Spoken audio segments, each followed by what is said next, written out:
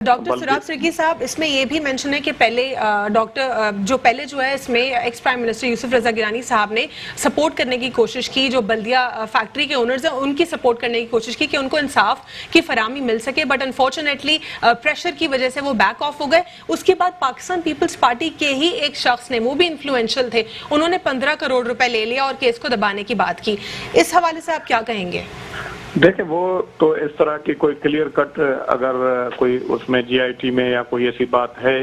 तो वो मेरे ख्याल में है ही नहीं। बाकी ये जीआईटी में लिखा हुआ है। ये जीआईटी में क्या लिखा हुआ है? उसमें ये लिखा हुआ है कि जब वो एक्स प्राइम मिनिस्टर साहब सपोर्ट कर रहे थे और उनको बेल लेने में मदद दे रहे थे और ओनर्स के साथ थे, उसके बाद वो जो एमक्यूएम के थ्रू जो प्रेशर आ रहा था एक्स मिनिस्टर का, उसकी वजह से वो बैक ऑफ हो गए और फिर पीपल्स पार्टी के ही एक शख्स है, उन्होंने 15 करोड़ रुपए लेकर केस को दबाने की बात की। नाम मेंशन नहीं है, एक बंदे का लिखा हुआ है उसमें। अच्छा, वो मेरे ख्याल में अगर कोई भी हो, और पीपल्स पार्टी भी नहीं लिखा, इस तरीके से लिखा है जिस जमात के वजीर आजम थे। मैं आपको बताऊं कि जिस बेदर्दी से, जिस जुल्म और बर्बरियत से वहां पर लोग कत्ल हुए हैं, किसी भी पार्टी का अगर कोई आदमी उसमें इन्वॉल्व है तो मेरे ख्याल में उसको सख्त से सख्त सजा मिलनी चाहिए, बल्कि ऐसी सजा मिलनी चाहिए जैसे वहां पर लोग जसल के बेचारे जो हैं वो शहीद हुए हैं। बाकी ये है कि वो सारा आपको पता है उसको। ये तो जब एमक्यूएम थी उसमें तो आप मुशर्रफ को ले लें, आप नून लीग को ले लें, ठीक है, लेकिन डॉक्टर सुराब सिर्की साहब, आप लोग के भी तो एलाय थे ना, इसलिए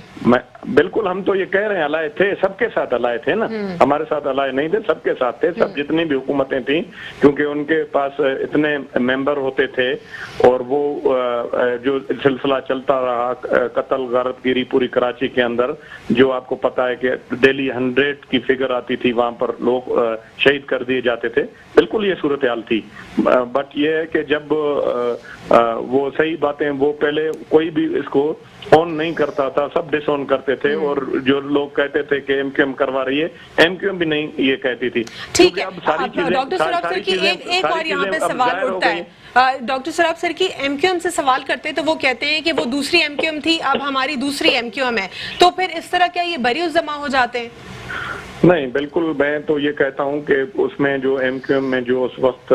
मिनिस्टर थे या जो जिम्मेवार थे, जाहिर है वो अगर उन्होंने किसी के कहने पर भी, लंदन के कहने पर भी कोई अगर कत्ल किया, कोई गलत काम किया, तो वो तो मेरे ख्याल में बरीउल जमा नहीं हो सकते। अब ये तो जो अब आपने देखा, ये जो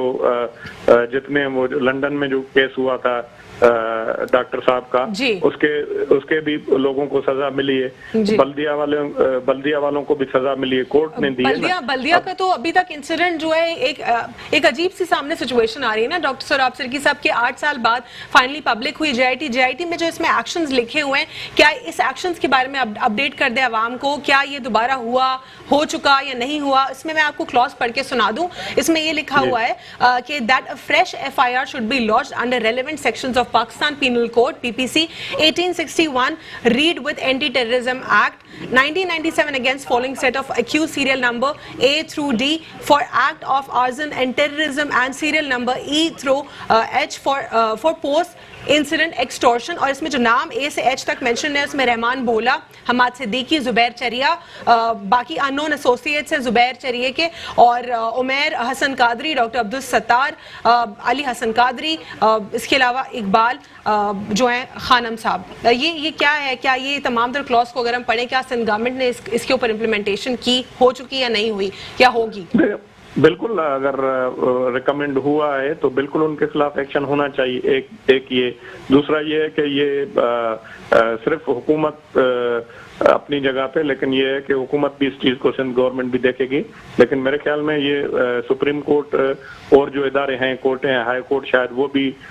उसने भी इसको काफी सो मोटो भी लिए हुए हैं और उनके पास भी इस तरह के केसेस हैं। तो इंशाल्लाह ताला ये जो हैं कातिल,